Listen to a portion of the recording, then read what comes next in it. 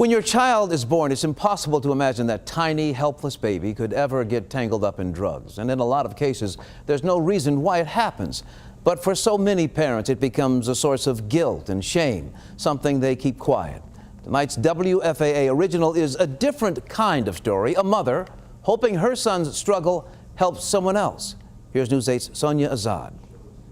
This is tough. Sharon Conlon is a mother with a difficult story to share.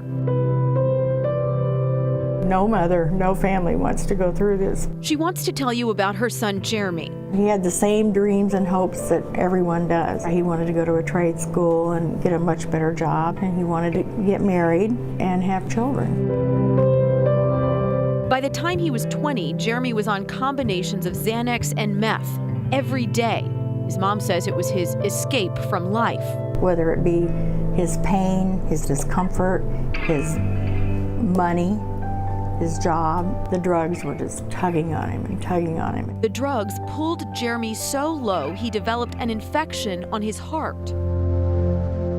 The needle, by nature of passing through the dirty skin, takes the bacteria on the skin into the veins, and then the bacteria travel onto the heart. It's called endocarditis, and doctors across the country are noting its significant rise among young people because of injected drug use. Researchers from Tufts University report about 3,500 cases in 2000 and more than 8,500 in 2016. We see it on a, pretty much weekly basis. Cardiologist Mark Bull from Texas Health Dallas explains that without an operation to replace infected heart valves, patients wouldn't survive. You can't fix a valve like that. Once it's kind of destroyed and infected, you just have to completely take out the infected part and put a brand new valve in there that has no infection.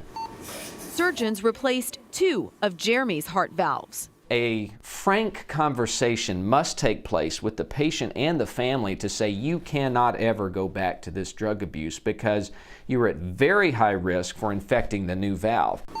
Within 3 years, despite rehab, Jeremy needed a second operation. Every time we go back is more difficult because of the scarring and the nature of a redo operation. Dr. Poole performed that operation, but not all cardiologists would agree to it. We can't just keep doing this over and over again. It's not fair to the other patients who may need some resources from the hospital. They did absolutely everything they could do,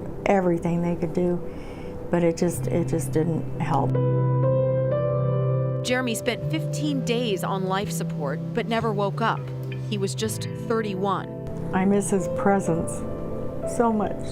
I miss his warmth, his sensitivity to everyone else's needs. I miss his smile. Sharon Conlon chose to share her son's smile and his struggle with opioids.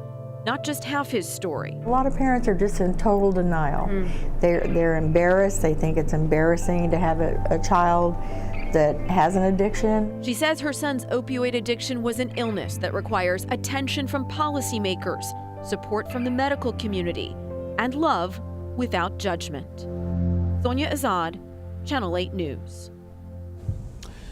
If your child or someone you know is struggling with addiction, we have a list of resources. You can find it with this story on WFAA.com.